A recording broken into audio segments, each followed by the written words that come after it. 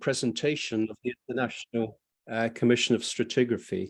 A lot of the work that we generally do, and you can see the chart behind me, is concerned with GSSPs, the global stratotype sections and points, those sorts of things for stages, series, and systems.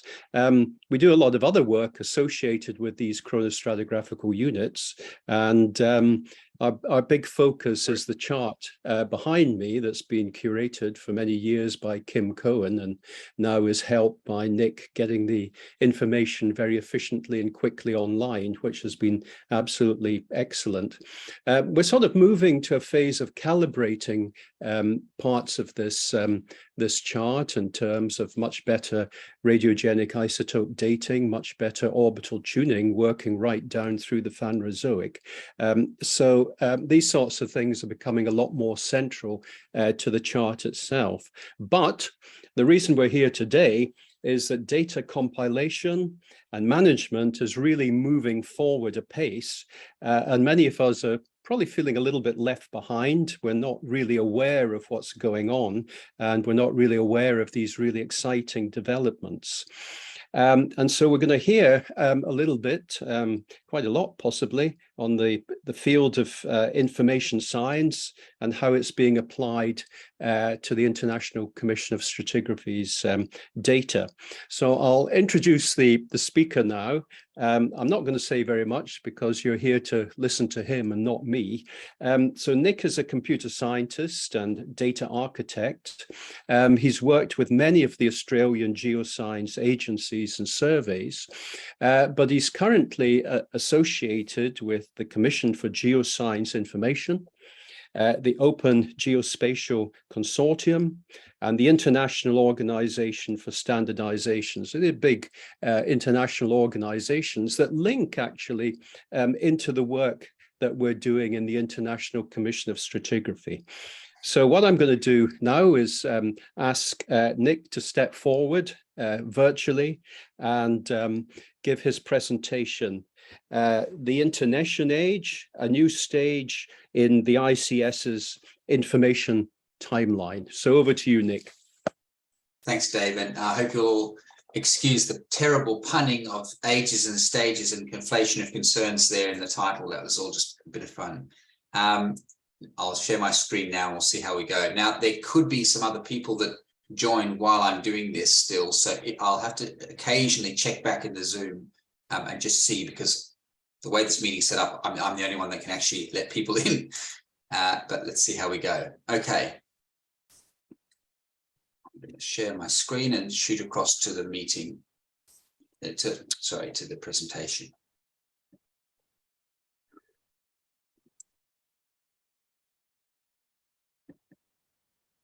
Okay. So the slides that I'm using here, I've got the ICS's logos and things down the bottom, and just my own company there, because of course, like all of you, the work that I do for the ICS is, I guess, voluntary work and, unpaid voluntary work. So what time is afforded me is afforded by myself and my own company there. Okay, so the outline of this talk is really here. Well, as you see it here, I'm going to talk about some of the benefits of an official ICS knowledge graph or publication of data. And we're creeping towards that, have been for some time. And so I want to express what I think that the benefits of such a thing would be, and then put it to you to consider what you think the benefits and the cons, if any, would be as well. I'm going to very briefly review existing unofficial ICS data. There have been data publications of chart and related data for some time, actually about a decade. So let's talk about a little bit about what those are. And I'm going to introduce just a few concepts regarding of knowledge graphs and modeling. Really not many, just to set the scene for some of the next couple of points here. So future data publication. And I'll describe a couple of planned experiments that are going ahead. And then I've got an ask for those of you on the call as well. But as I mentioned, I'm going to just have to check back and just see if there's anybody else who wants to join in And there's also a thing in the chat. Oh, yes. Okay. All right. I'll continue. All right. So the potential benefits of an official ICS data set are these, or at least these are some of them. Oops, we've gone too far ahead. I think that, as mentioned, there's a publication process at the moment for new chart information that Kim mostly runs, and I assist with in a very small way. New versions of the chart, once chart information has been updated and that update has been ratified, then there's a production of new language versions of the chart. And it would be possible to generate those multi-language versions of the chart from a single database. I think this is pretty well known to anyone who's worked with databases, that would be entirely possible. But also we would be able to generate a few other sources, or a few other products from a single source of data, in particular an interactive version of the chart, which is now sitting there and has been for some time using stale data. So it's using a version of the chart from several years ago. And there has been, and it may not fully exist anymore, a mobile phone chart version as well. So all of those could be downstream users of a centralized database of some sort. The sort is not necessary to go into details about, but I'm going to propose one sort. But that would be a general benefit that we would get from having an up-to-date, managed, governed, single source of truth for ICS data. Another benefit that we would get as an ICS would be that it would be easy to update. It's actually quite easy to update a single database, actually easier than our charts. At the moment, each language group has to go and update their chart, even if the update is actually just numbers changing. So when we change, the dates of an age, if it was just a numerical update, the wording need not change. And so a single change could be made in a database using a form like the form I've put in the right there, and that would just flow through to all versions. So I think we would see some process improvements there. The next benefit that I see would be if we had an official, it would have to be official. If we had an official database or data set that the ICS maintained, we could start to accumulate academic citation metrics and things around that. So most of you and most of the ICS members are academics, and they respond well to citation metrics and things like that. At the moment, we have no way of really capturing citations against the chart and against ICS information. We just don't have, we have lots of publications and episodes and so on, but the actual, as it is now, aggregated or core data set is unable to be, if it's able to be cited, we're unable to track citations against it. And so a data publication from us would allow that. So there's a couple of other things here too now. So use as a reference data set. So ICS data is used very widely. There'd be, almost every geological agency would have some version of the charts information in itself somewhere. So there'd be a lookup table of ages and stages and things like that. But if we were to publish the data a little bit more officially, then that could be used more directly. And there are some applications that are very keen to be able to use chart data directly. And here's one I'm going to now go to. Now, Dave, can you just tell me if you can still see my screen? Is that still being shared effectively? Yeah, very good. Great. Okay, so what you see here is a test web service. It's really just a database online, and you can see here it's referencing a particular sample in Geoscience Australia's sample collections. And if we look at what information is presented about the sample, we have a location. There's certain material classes, location, sample types, bits and pieces. Within the Geoscience Australia system, the information that is obtained about that rock sample from observations, things like the ages and stratigraphy information, that's actually recorded and could be presented here. Now, you don't see it presented here just yet. It should be, could be. And systems like this one would benefit from ever more information published by us or anybody that they're referring to, because they could just refer to our publication and defer additional information they would otherwise have to publish themselves.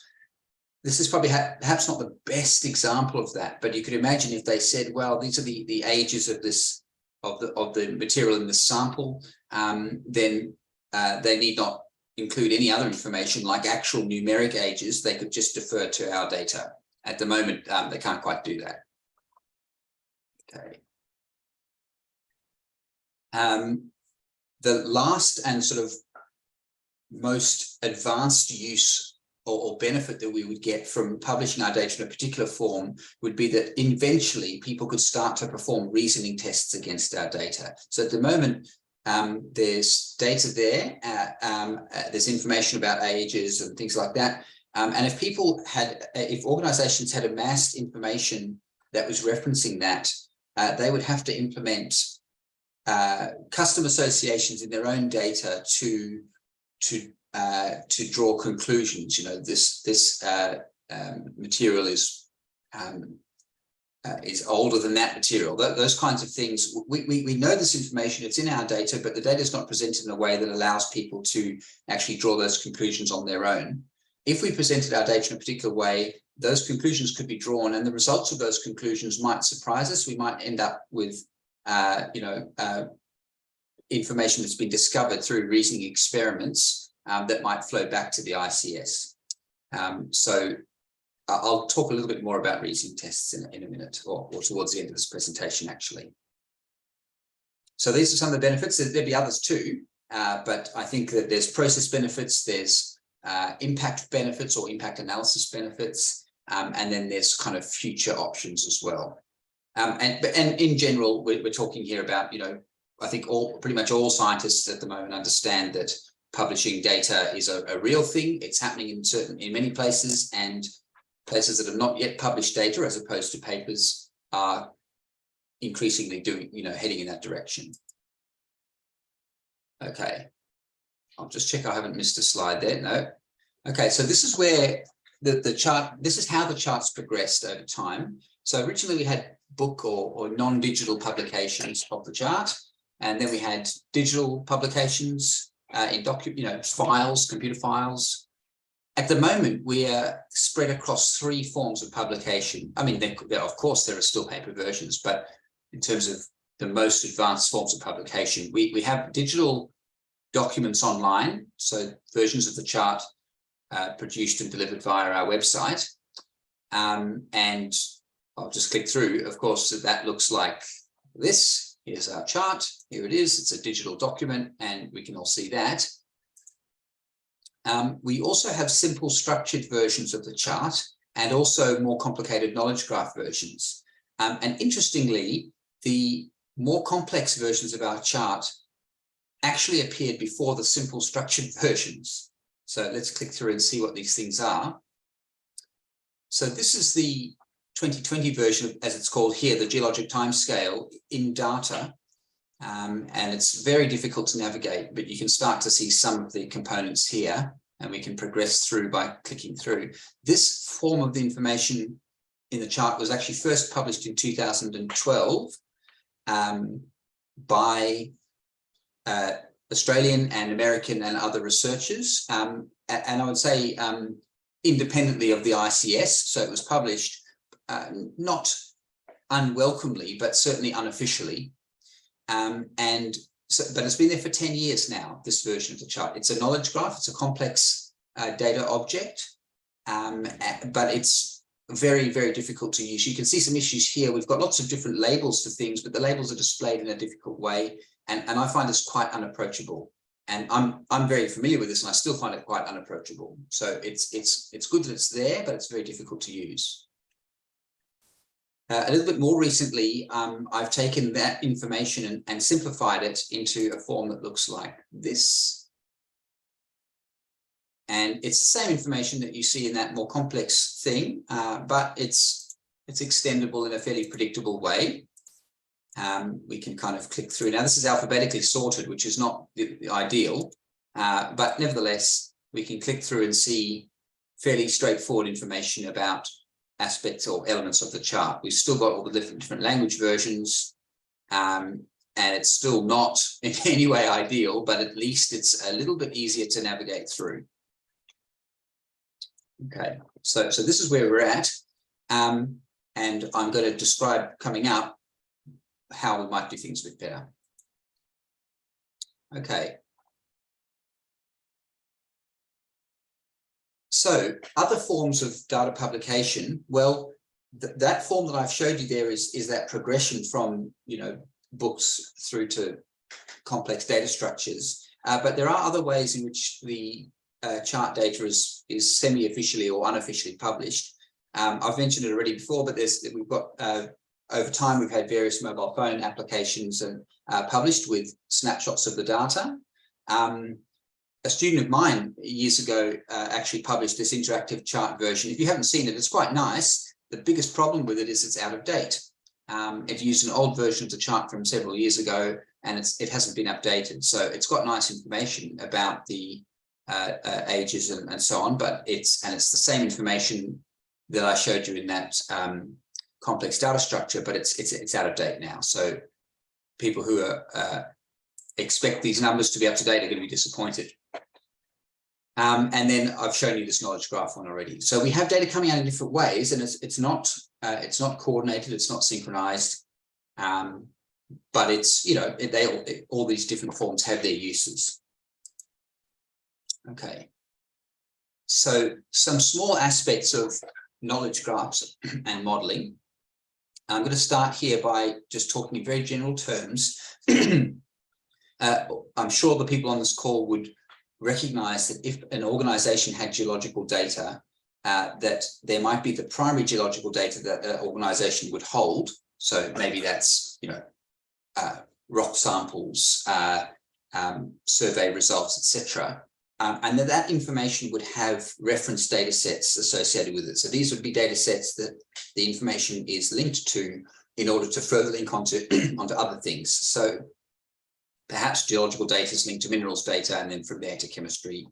Maybe it's linked to spatial data, and then from there onto hydrology, and who knows what else. So this is just indicative of the kinds of spatial data that you might have in geological data sets in geological survey agencies and elsewhere. Well, at the moment, many geological agencies use our chronostratigraphic data as a reference data set, in lookup tables and things like that. However, there's no further, as far as I know, there's no further points that you can go to from our data. So you can say in your primary data, I've got these perhaps geologic features, and these features have ages and so on associated with them. And the furthest you could go would be to say, well, we know their ages and a few other bits and pieces, and we can position them relative to one another, but we can't go much further than that. And that's partly because we haven't, or it's not widely known, what other extensions you could add to chart information. So that's what I'm going to talk about in just a minute. And that will give us some idea as to how these knowledge graphs work and what we might do in the future. So what we'd like to do is we'd like to present to the world our chronostratigraphy chart as a reference data set. So online as a machine readable data set. And we'd also like to link it to other stuff. So we could link it to biological information, from the markers of the various stratigraphic units. We could also link it to minerals information and who knows what else. I'm not the expert on that, but there's quite a few possibilities there. So this is just a small snippet of some real data that we have in the state of Queensland, my state. It's just a very simple data set of geological features. You can see here the features, the Ada Vale Basin. It's both a geospatial feature and it's also a basin kind of feature. It's within the state of Queensland, and it has certain geometry. And I've just shown a kind of a textual rendering of the data and also this kind of graphic. The interesting bit from the ICS point of view, of course, is that this basin has both an older and a younger age associated with it, so Carboniferous and Devonian. And again, we might say, well, I can go from the Adavale Basin to Queensland, the state of Queensland, and know something about this Adavale Basin from that relationship. I can know, for instance, that jurisdictionally, it's within the Queensland state government's remit to deal with this basin. I can look at its spatial information and work out other things too. But when I go to the Devonian or Carboniferous, I at this stage don't have any further places to go to get more information. So the question is, what else might we do with those bits of information? What can we add to what we put out there to allow people to essentially generate more value from these associations that they've captured? So already in the data version of our chart that was published initially 12 years ago, we have these time period temporal associations. So we know that the Devonian, so within the Devonian, it's the late Devonian, within that's I suppose it's Frasnian, I'm not entirely sure how to pronounce that, but the Frasnian age. So that's captured, and we can click through that and we can learn that. So if, for instance, we had data that indicated the late Devonian, we would know that it was in the Devonian. So it's not rocket science, but at least a machine could understand that as well as a human could. But already on our website and known to all of the scientists involved in the ICS is a whole bunch of other information that's not yet joined up to our chart information in a machine readable way.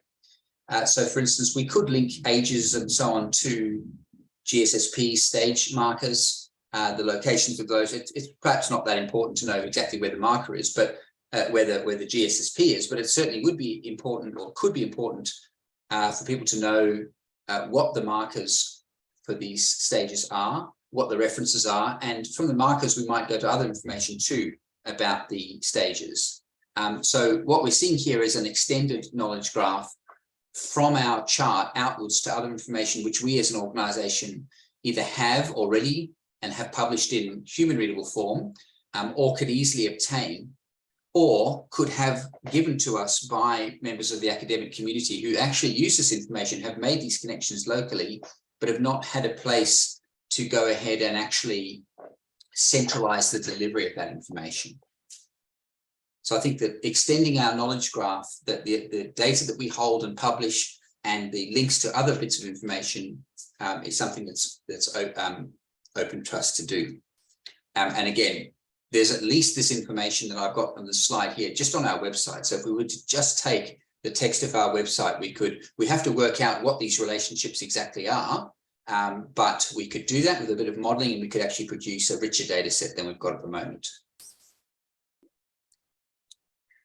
Okay, so now to my general plans. What do I think we should do? Well, I've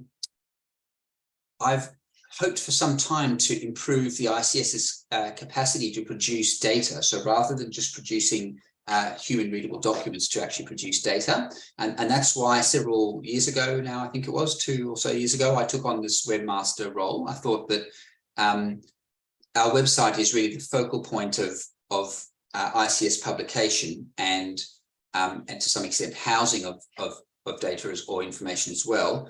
And so if we improved that, the flow of information to the website, the way the websites work, we might improve the ICS's overall capability regarding information and data. So that's an ongoing task. The next point here is to establish chart governance by the ICS. So we've had those rogue publications of chart data going back up to 10 years, but the ICS itself hasn't taken on governance of these data publications. Some of them are, I mean, the chart that was published by Simon Cox and Steve Richards has got a semi-official status in that it uses CGI publication points, but it's not ratified or governed or managed by the ICS in any way. So starting in 2020, when I came to this webmaster role, I've hoped that we would be able to establish ICS governance of those data sets. Things are looking good there, but this takes time. So there's been no rush to do this, but I think that in the next couple of points, you'll see that we will end up doing this. A background thing that's necessary before governance and so on is actually to enable technical publication of data. We can wish for the ICS to publish data, and we can even have governance and other structures set up, but if we don't have any means of actually publishing it, well, then that's not that helpful.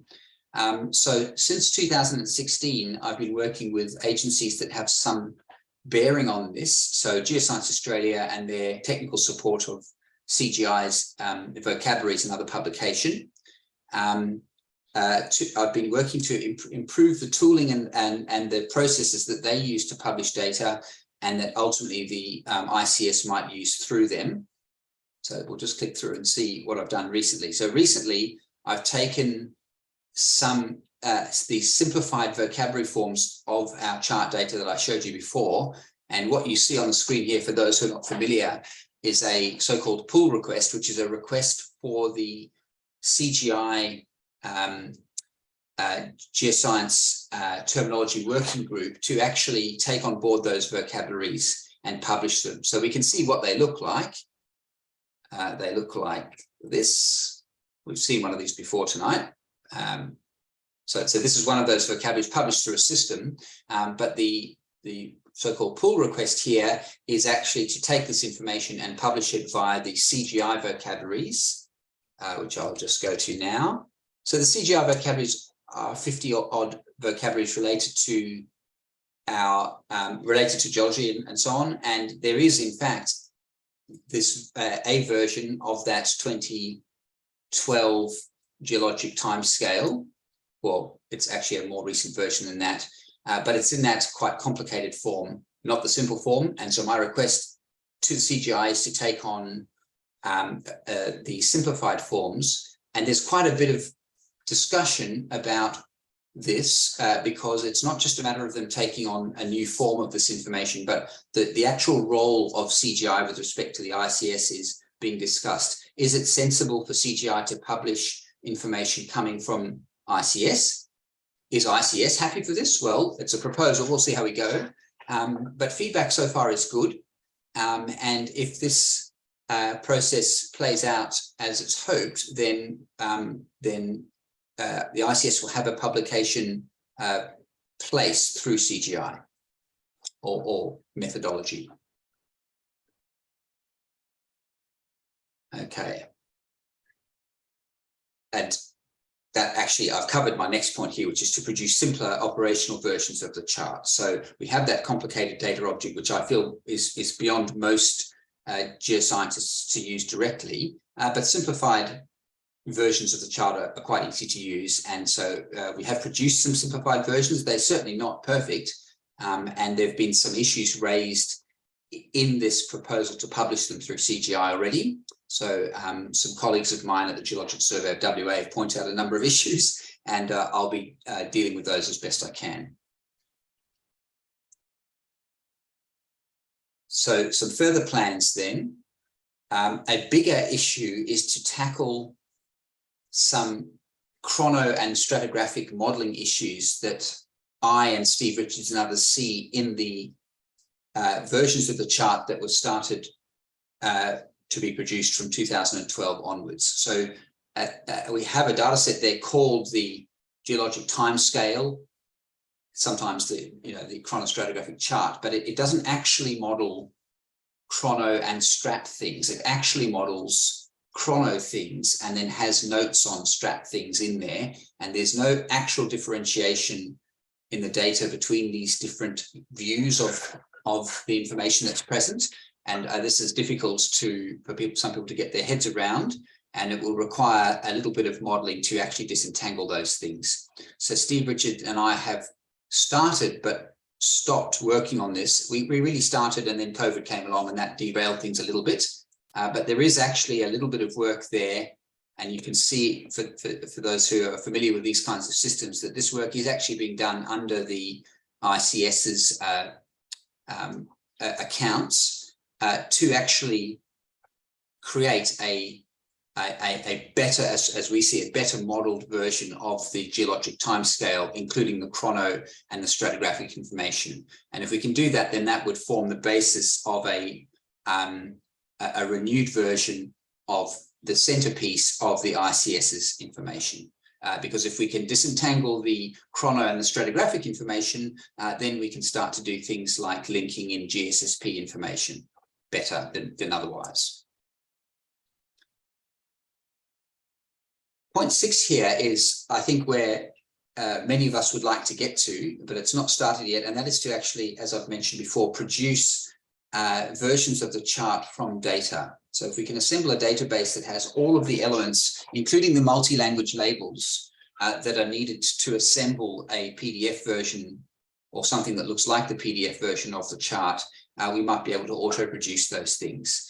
It's not a research task, and it's not a particularly difficult task, but it is a non-trivial expensive task in that it would take software engineering to actually make that happen. And so it's not the kind of task that can just be done on weekends. It would require, I think, a bit of work to actually implement successfully. And then the last point here, the future data publication point, would be to extend the ICS knowledge graph to include more of that ICS data that we've talked through, some of which is present on the website already, and that's also not started yet. But if I just go back one slide, you'll see that some of these tasks here that are listed as future plans have actually been in progress in various forms for the last 5 or 6 or even 7 years. So I think we have realistic time expectations about the time that it takes to produce these things, but things look like they're hotting up, so we might move more quickly going forward. Okay, so what about some planned data experiments using current or future ICS data? So I've got several projects on the go at the moment that are some of them at different stages of funding. So the first one here is to produce a reference geological data set of Queensland's geologic features. And this work was actually started in 2019, but then COVID really discontinued that work for the moment. It's actually now refunded and will be continuing in February to June, as indicated there, through the Geological Survey of Queensland. And that will actually result in the, as I showed before, that Ada Vale Basin, that information about geologic features and their chronostratigraphic information will actually be published by the Geological Survey in production. So there'll be a system online that you can go to. You can expect it to always be operating. And it will be making use of machine readable versions of this ICS information that's already available to us in those various versions of the chart. And it's not going to break any new ground in terms of data, but it will be a live, continuously operating system that demonstrates use of this information. And that's, there will be other sources out there, I'm sure, but so one that uses the information in the form that most concerns me, this project will definitely do that. So just 2 links to look at here. One is the actual data that is already there, and you can see there've been no changes here for a couple of years, really. But the data itself is actually there online. It's just not published in a kind of easy to consume manner. And just one other link to click through. I'll just have to wait for Zoom to move itself out of the way. Oh. Sorry, Zoom is getting in the way of me clicking on a web on the web tabs. Hang on a second. There we go. This may not be exciting for everyone, but it's a data model here about geological a model for geological features. And within this model, which again was developed several years ago, but it's still relevant, there are the relationships defined that for different kinds of objects, geological objects are described, and also how to characterize the chronostratigraphic information of those objects is also described in here. So this has been sitting there ready to be operationalized for some time, and we now have the funding and the go-ahead to do that starting shortly. Another project that is proposed and the indications are that it probably will go ahead, but it's not guaranteed yet, is a demonstration of the so-called geoscience ontology, which was produced through the Loop 3D project, which would use, the purpose of this project is to undertake certain forms of reasoning against data. And the data in question here would be, well, various sorts of information, geologic information, but one sort of it would be chronostratigraphic information. That's been proposed to the AusScope group in Australia, which is a multi-agency geoscience data coordination and funding body.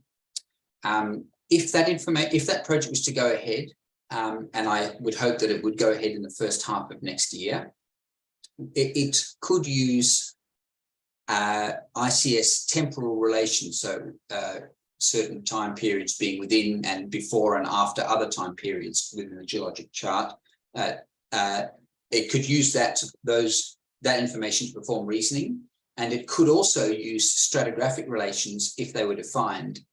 They may sound like they're the same thing, but of course they're not quite the same as temporal information. So that project's proposed. It's proposed to work on top of data already held by geologic survey organizations in Australia that is slowly being published anyway.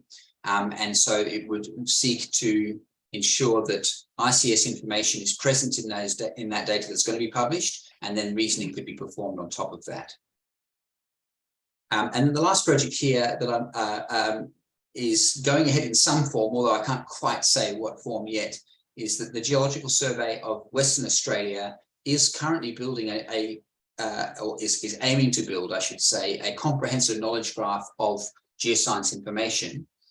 And they have a pathway that they want to establish in their data, which you can see here goes from samples, so that's rock samples and oil samples, to the sampling features, the things that make those samples, to the properties of geological features, and then ultimately mineral occurrences per feature. That's the particular pathway they want to explore.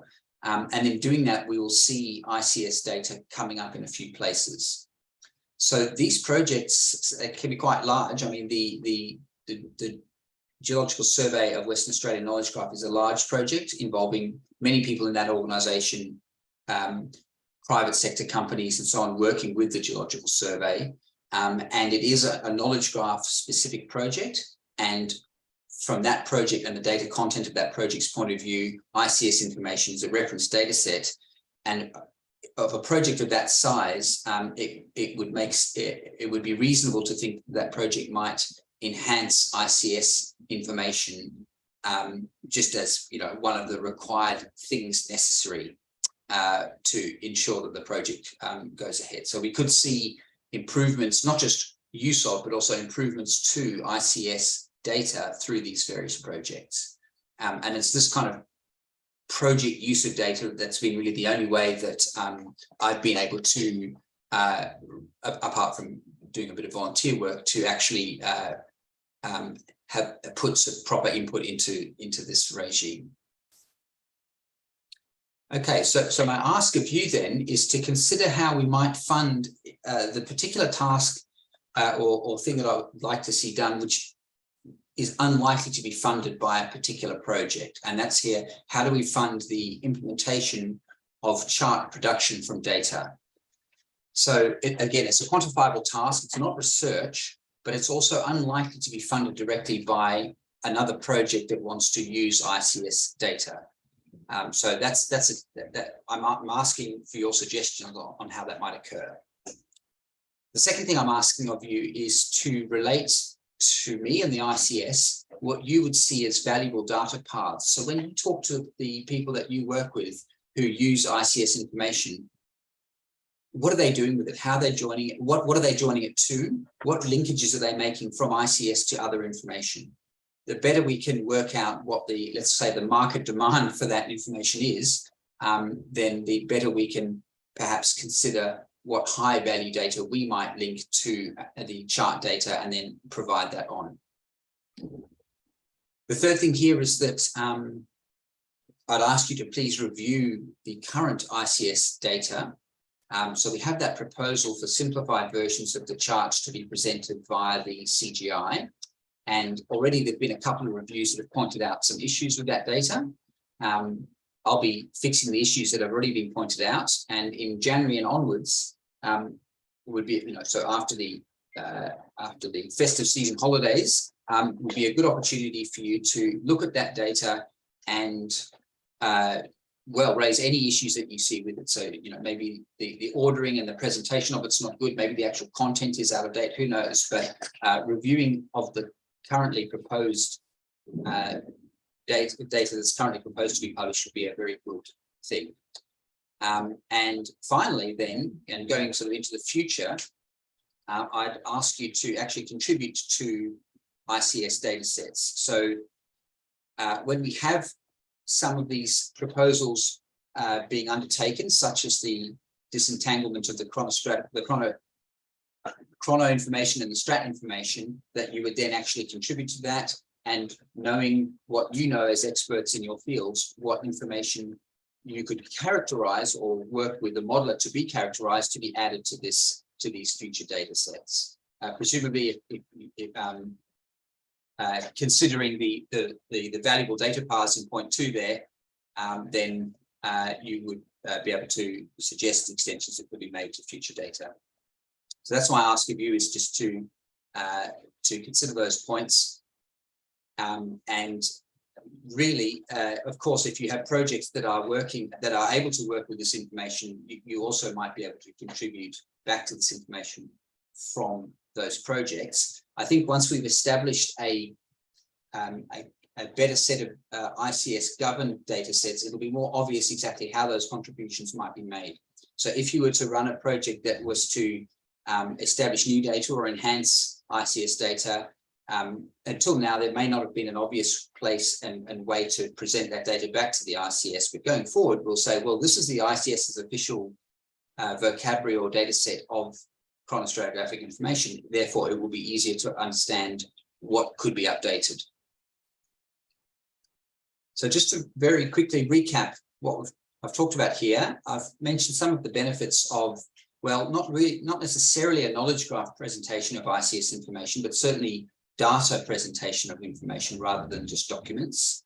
I've very briefly overviewed some of the data that's already out there and mentioned in particular the knowledge graph data that's been there unofficially for about 10 years.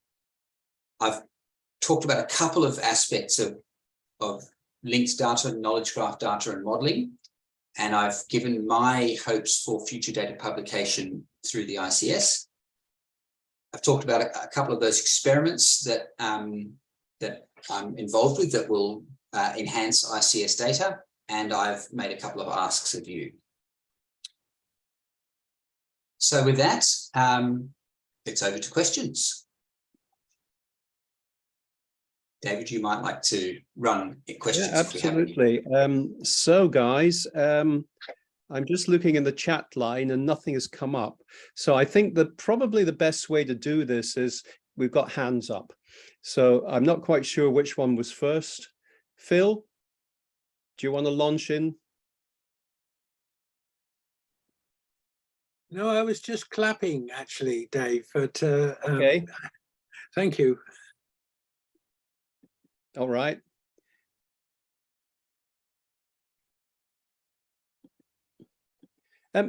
Okay, maybe I could start with a question, and maybe it's my lack of understanding of things. But you're talking about the relationship between chrono and strat. Could you expand on that a little bit on Sure. what you actually mean by that?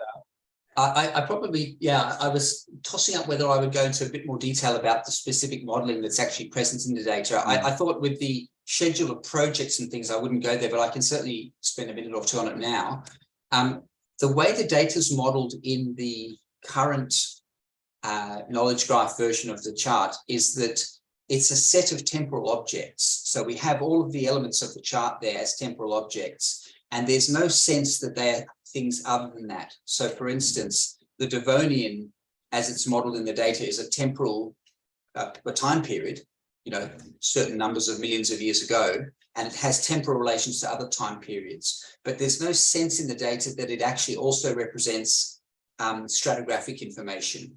So, for instance, if I was to say, associate the GSSPs for various things with elements in the chart, they don't really make sense, because GSSPs indicate, points in stratigraphy.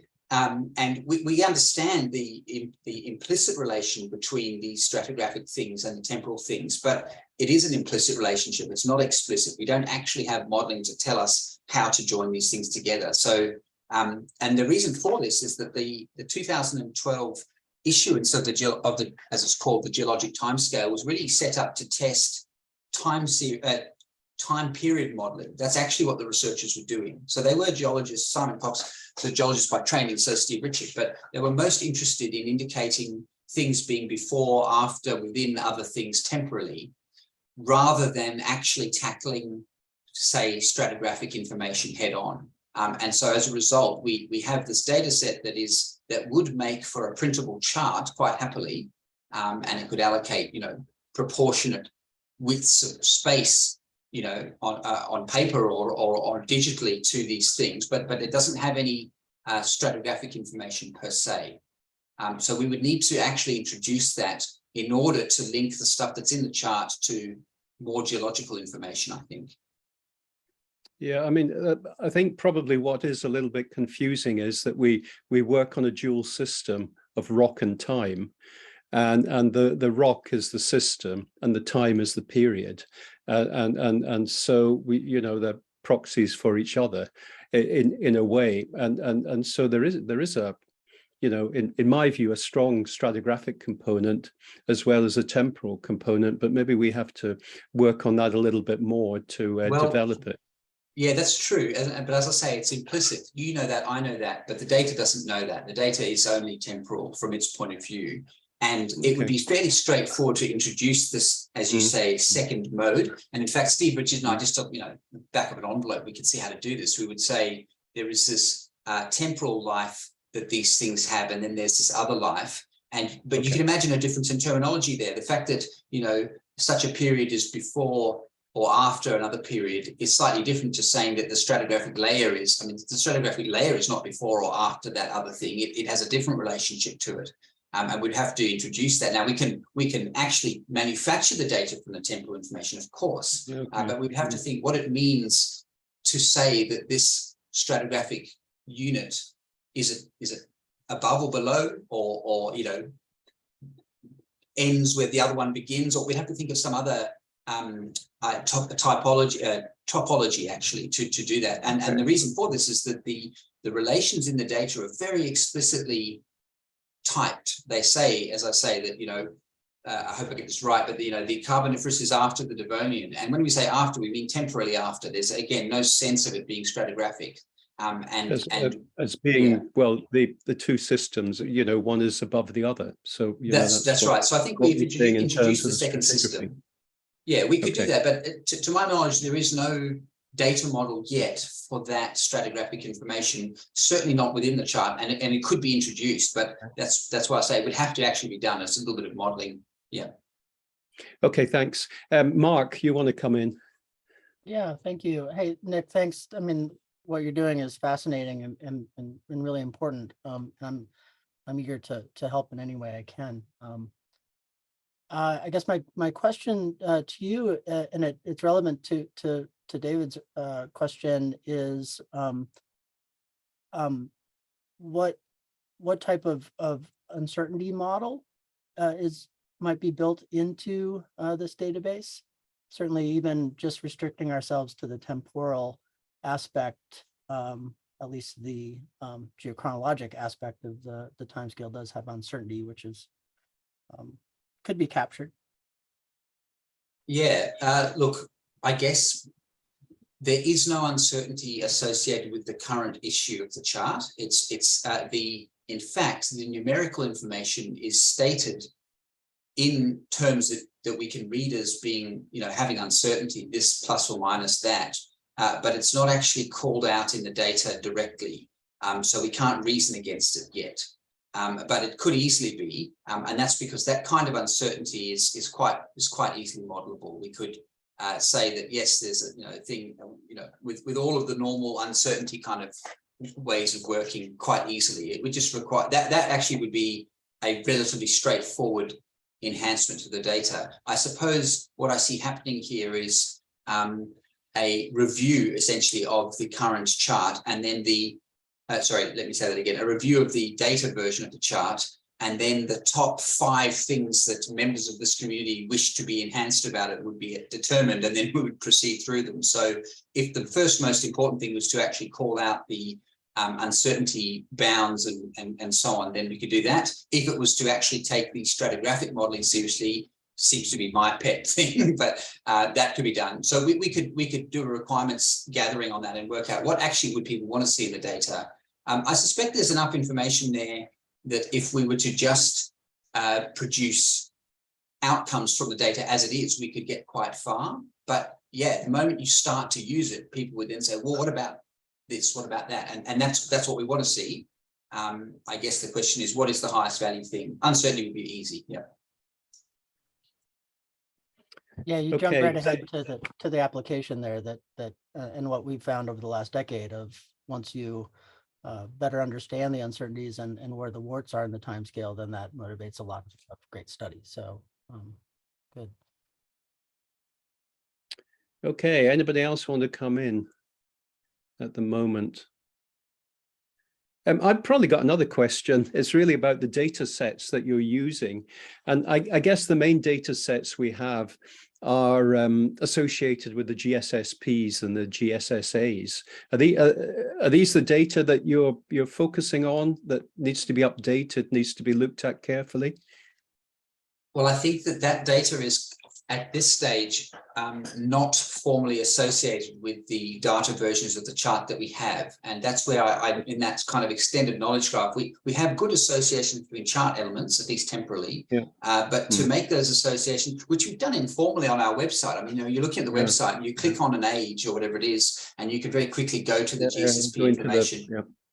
So to model that would just require something like a modeler such as myself and someone who actually knows what they're talking about to just establish at least a first version of what those relationships are. And I sort of showed that in that slide there. So we'd make up these relations, and what we'd be looking to do would be to introduce enough model capability to incorporate whatever information we've actually got. So and in particular information that we thought might lead on to utility and things elsewhere. Now, one sense I get from information we have is a kind of a citation way of working. People want to be able to cite things, so that's one way of working. Another one is this numerical thing that gives us approximations for ages and dates and things like that. But there's several other lenses that we might look at the information we have under, and then we would work out which aspect or all aspects of it could be modeled. But we have to actually formally define those relationships. What is a GSSP versus an age versus a stage? How do ages and stages relate? Are they the same object looked at in different ways, or are they different objects? Yeah.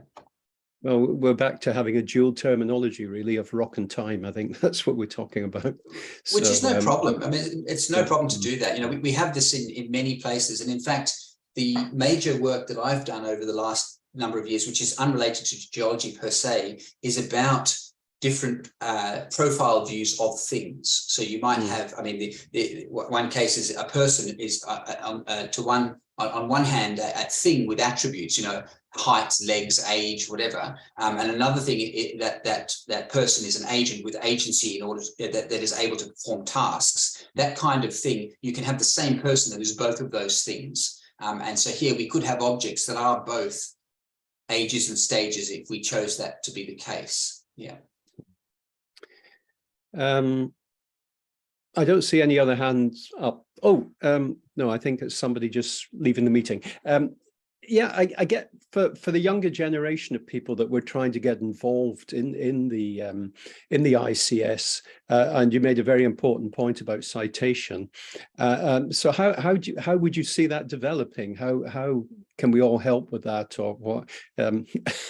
Yeah, I think that just the desire to have a formal publication, I suppose, of our data or data set. So we might I would suggest what we would do is we would take a very straightforward representation of the chart information, perhaps the simplified vocabulary that I've produced, not the more complex object, but we would actually say that this is an official ICS thing, and if what you're doing is referring to ICS information, we'd like you to refer to this thing in this way, and we would do all of the normal citation things like creating a DOI for the object and so on. Now these are not high difficult computer science tasks at all. They're normal tasks, and in fact any number of journals and others now ask or expect you to hand data over as you do publications. But the ICS, if it had such objects represented in the digital citation sphere, we would see these things being referred to, and we would be able to better calculate their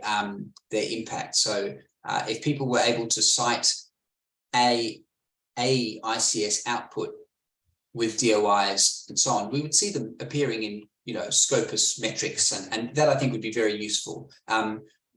Again, we can measure that for journal articles in episodes, but we just can't do that for this data. I mean, my experience with citations and things generally is that high quality data sets are the most useful things to cite and talk about, actually.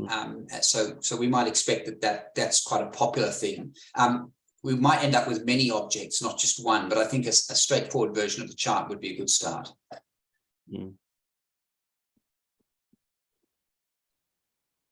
Right.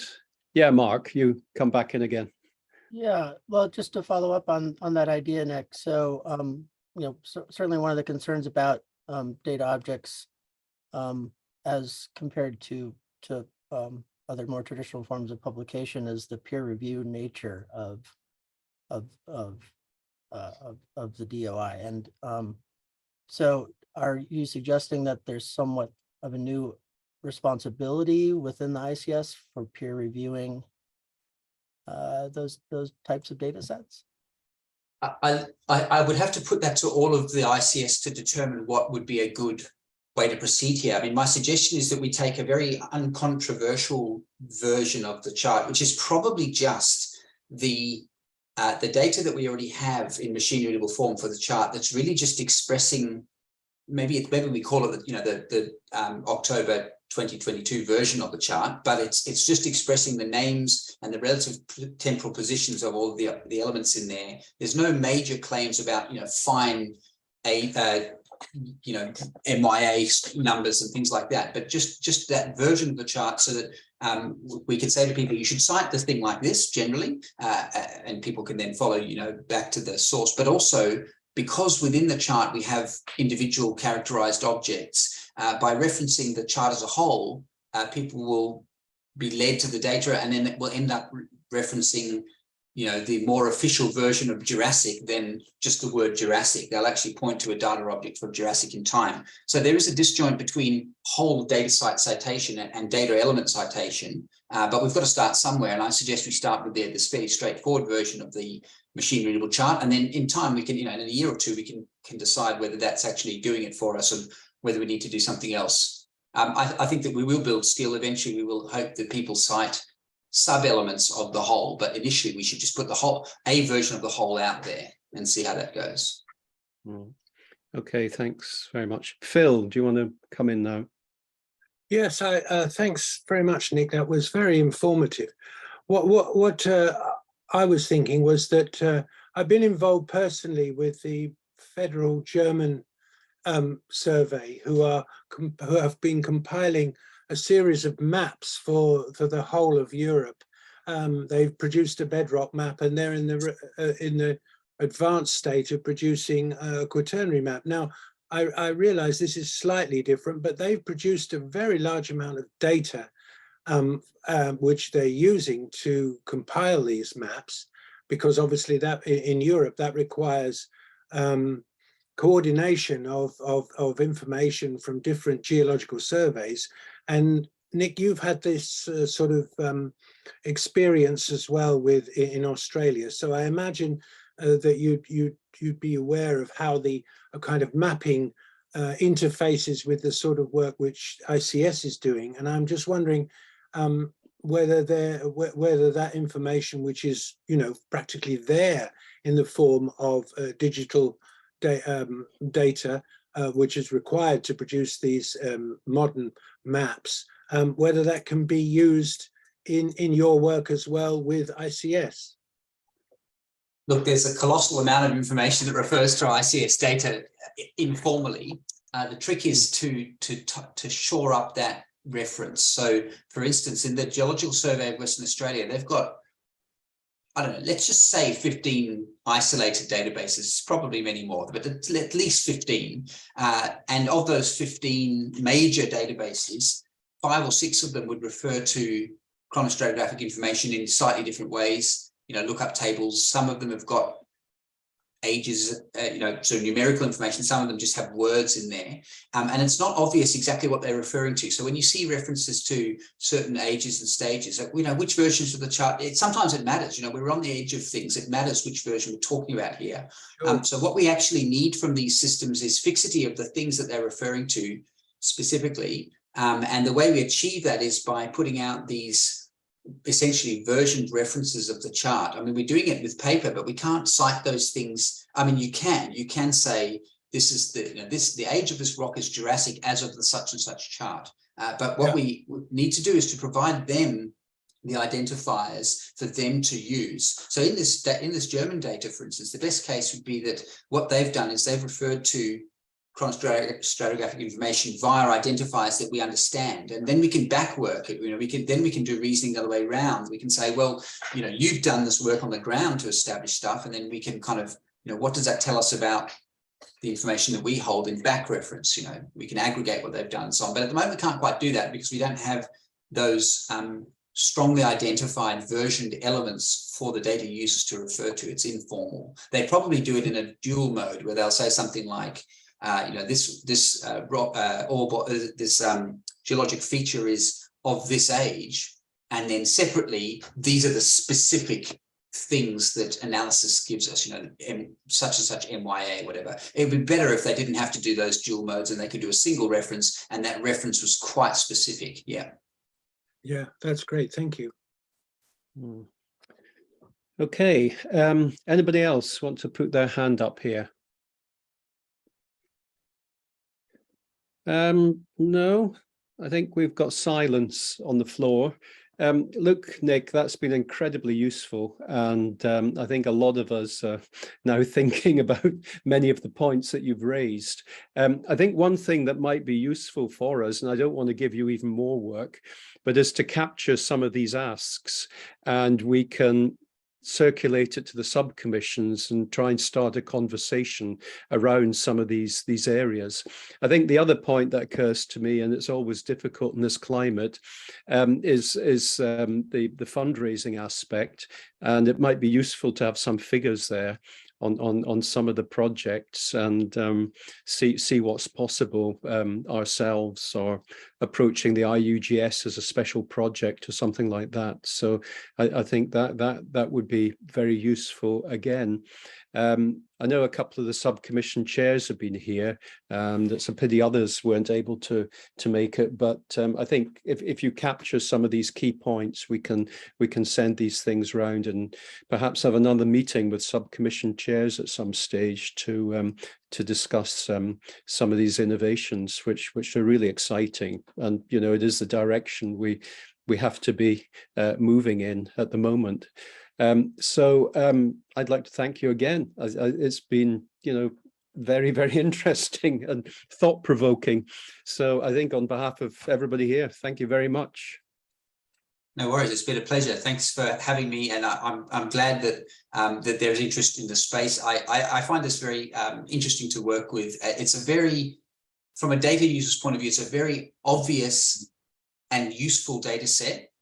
Conceptually, and the more skill we can put into the data, the more benefit people will get out of this, and then consider where else other data sets might be established in this way. So it's a very interesting one, sort of academically, to work with as well. Yeah, even if it's simple information, it's really useful. Yeah. Very much. Okay. Yes, thank you, Nick. No worries. Okay, good to see everybody. Okay. Bye-bye. Cheers. Cheers. Bye.